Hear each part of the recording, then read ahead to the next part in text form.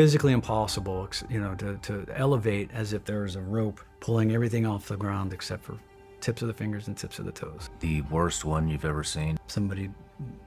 A body turns into a spider, tries to climb up a wall backwards. You've seen that? Yeah. This exorcist exposes the demonic realm, and he even says that he saw someone levitate while turning it into a spider. All this is so strange and crazy, so let's dive right into it. I can't wait to get into this with you. You said there's 9 stages to possession? Well, there's 3 primary. So you have ordinary and extraordinary diabolic activity. The ordinary activity is temptation, the stuff that we deal with all the time. Until probably 30 minutes after I'm dead, I'm still gonna be tempted by, that cherry pie or whatever, So what kind of temptation? What's that? What kind of temptation? Diabolic temptation. I was joking about cherry pie. I like cherry pie, but so temptation is the ordinary, and it, part of being in the spiritual life, part of being a Christian is dealing with temptation, a temptation to anything, name it, anger, lust, infidelity, impurity, theft, whatever. The demon's going to constantly whittle away. That's the ordinary. The analogy that I use is, you remember in Vietnam, they would set, I don't know if you guys still did, but they would set up the wire. They would string claymore mines around, And so the wire represents kind of the interiority of self. And the temptation, the demon's still outside the wire. And then you've got increasing levels of extraordinary diabolic activity. And it's oppression, obsession, and then possession. And each one of those has marked signs, 3 marked signs of movement towards full-blown possession. But the ordinary is temptation, and the extraordinary is oppression. Yeah. Like, I always get skeptical when people say, like, I'm possessed, or I need an exorcism, or everything's a demon. I get that, but also I don't. That doesn't mean you're not getting tempted either. A lot of people face temptations of every kind and every sort. So I totally get that. When people start to say, oh, I have a demon in me 24/7, I'm like, well, maybe you do. But. Possession, and oppression level is normally along in temporal goods, relationships, finances, vehicles, and temporal things. And then as it grows down the spectrum, it becomes more interior, and the demon becomes more present to the person as he takes more ground. They surrender more ground. It's very much like trench warfare in many ways. As the demon takes more ground, he becomes more interior and more present to them. They become, just like, the church lady, you have a conversion experience, and suddenly you're helping out the church, you're telling everybody about it, like, man, God did all these great things for me, and you're broadcasting and telling everybody, and the opposite, you're doing the opposite. You're putting up, if you're Catholic anyway, you're putting up pictures of Our Lady of Guadalupe and a crucifix over here, and you've got St. Benedict over here, whatever. They're starting to take down any religious objects. They're putting up more secular stuff. They're starting to broadcast. They're doubting God. So you start to see this inversion, and then spiritual obsession. The demon starts moving in. He's starting setting up. He's starting to control things a lot more. Increasingly, and possession, again, as I mentioned earlier, it's very rare, but it's done when, if he doesn't have to, he's not going to, for the most part. And so obsession is more common than possession. Right. Oppression is more common than possession. But all of a sudden we see all of these demonic influences, demonic people popping up all over, and it makes you wonder. But it's no joke though either. You can't give the enemy a foothold. Like, I 100% agree with that. We can't just be messing with the demonic over and over and over and think that it's okay. No. And the danger of not ferreting out the psychological, people got to understand, is that a psychological obsession can open you to a spiritual oppression or even spiritual obsession. just through a psychological obsession, because the demon feeds off that. He takes advantage of that psychological obsession, whether it's addiction to pornography or, I'm not saying if you're addicted to pornography, you're possessed, but any psychological obsession can expose. You're just vulnerable. You got a whole flank that's wide open and nobody's covering it. How do they get in? I would 100% agree in that. I mean, sin separates you from God, and the more you sin, I would say just doesn't make God like be farther away, but it just inherently just moves you, I guess, away from God. A couple of things. One is wounds, trauma. Another is, the demon. Physical trauma? Psychological trauma. Psychological trauma. Psychological trauma. Yeah, psychological trauma. They feed off those wounds, their vulnerabilities, and of course the demon enters through sin. And as I put it in the book, the demon enters through sin, but he holds in heresies, believe it or not, even in false beliefs. He can hold on those heresies. We always see that. So, Really? But it's usually some psychological trauma, or sin, deep, especially grave sin. Even especially the really wicked sins. In our experience, we've seen that has diabolic accompaniment. What is that? There's a demon present. What's an extreme sin? Incest, sexual trauma, sexual abuse, rape, that sort of thing. What is the demon's goal? Take you to hell. Well, there's lots of sinners. Why do they pick these? That's interesting. Do demons, is that really their goal, is to take you to hell? Probably.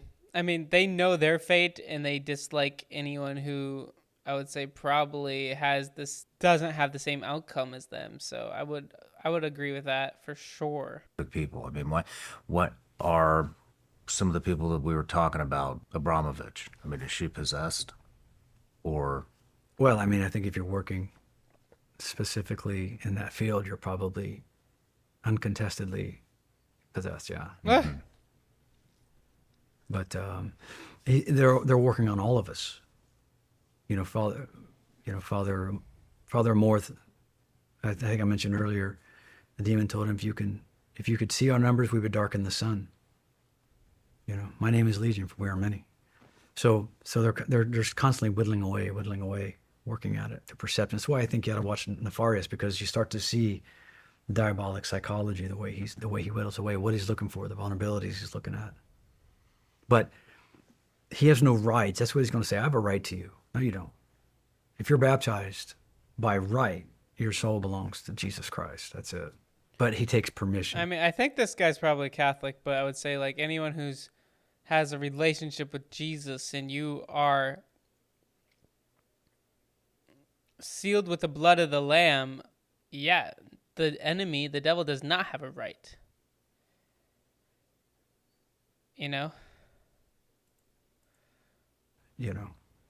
If you give him permissions to behaviors, he'll take that.